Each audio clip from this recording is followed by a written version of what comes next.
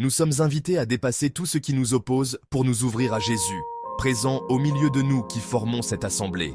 Il nous a rassemblés afin de nous envoyer, témoins et bâtisseurs de sa paix. Nous lisons dans la première lecture des Actes des Apôtres que certaines personnes ont prêché au nom du Christ, mais elles ont ajouté certaines pratiques à l'enseignement du Christ et ont insisté pour que les gens s'y conforment.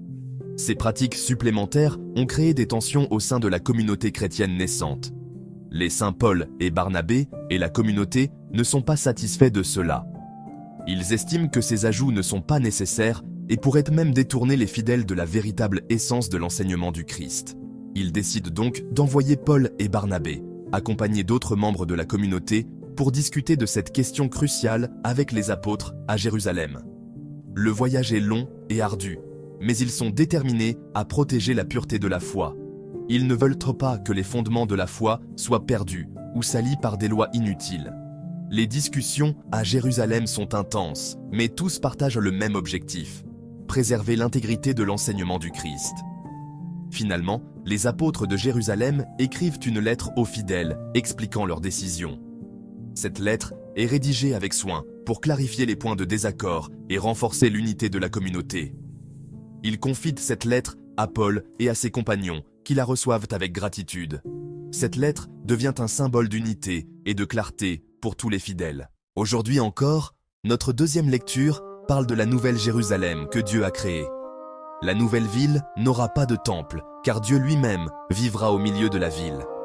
Il n'y aura pas non plus besoin de soleil ou de lune, parce que la gloire rayonnante de Dieu et de l'agneau sera sa lumière. Dans notre texte évangélique, nous voyons Jésus préparer les disciples à son départ. Il leur parle avec amour et compassion, leur expliquant les événements à venir et les défis qu'ils devront affronter.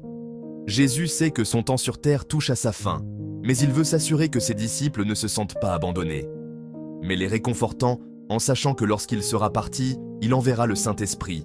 Ce Saint-Esprit sera une présence constante, une source de réconfort et de sagesse pour eux. Il les aidera à se souvenir de tout ce que Jésus leur a enseigné.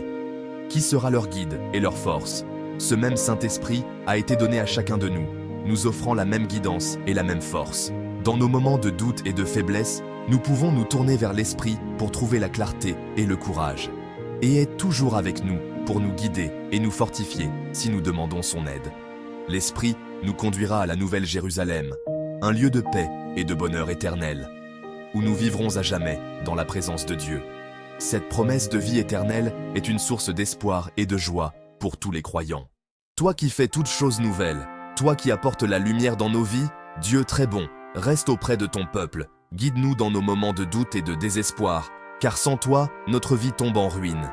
Sans ta présence, nous sommes perdus et sans direction.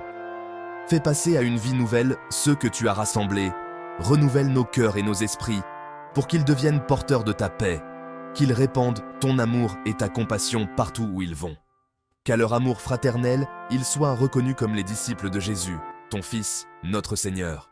Amen. Si vous avez apprécié cette vidéo, n'oubliez pas de liker, de la partager et de vous abonner. Que Dieu notre Père et Jésus-Christ notre Seigneur venu demeurer avec nous, nous donne la grâce et la paix. Béni soit Dieu, maintenant et toujours.